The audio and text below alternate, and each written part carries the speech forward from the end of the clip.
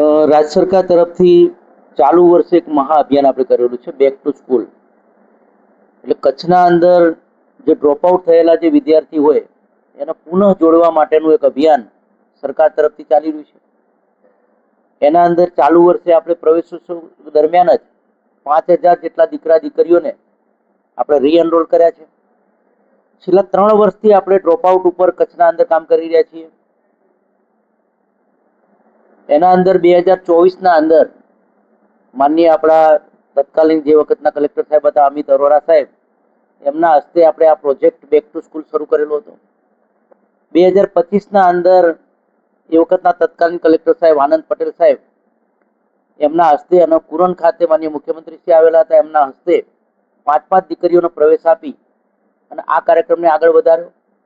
અને કચ્છ મહિલા વિકાસ સંગઠન પણ આપણી સાથે જોડાઈ અને એ જ વર્ષે આપણે આરડી વરસાણી ખાતે 450 જેટલી દીકરીઓને જે કચ્છના ખૂણે ખૂણેથી ડ્રોપ આઉટ હતી એને આપણે દાખલ કરી, ઓપન સ્કૂલમાં દાખલ કરી અને પાઠ્યપુસ્તક પૂરા પાડ્યા. અને 399 દીકરીઓને આપણે 10મા-12માની પરીક્ષા આપી. એમાં મોટાભાગની દીકરીઓ ખૂબ સારા ટકે પાસ થઈ છે. આ કાર્યક્રમને આગળ વધારતા આજે માતૃછાયા ખાતે આપણે ફરીથી કચ્છના ખૂણે ખૂણાના અંદર જે ડ્રોપ આઉટ દીકરીઓ છે એવી નવી દીકરીઓ 450 દીકરીઓને કચ્છ મહિલા વિકાસ સંગઠન શોધી લાવ્યું છે.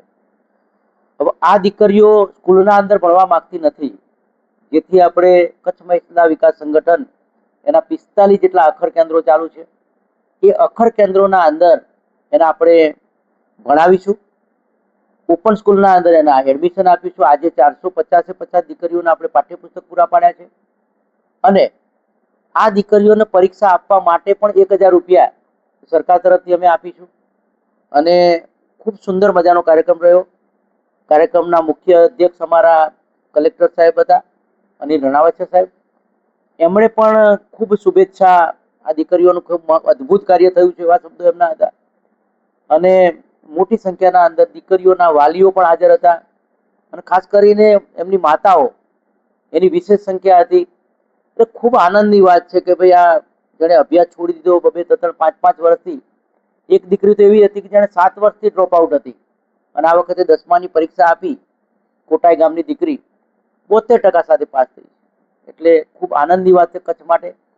450 દીકરીઓ પુનઃ શિક્ષણના યજ્ઞમાં જોડાઈ છે. સમગ્ર ટીમ મારી અને કચ્છ મહિલા વિકાસ સંગઠનની ટીમ, એમને અભિનંદન પાઠવું.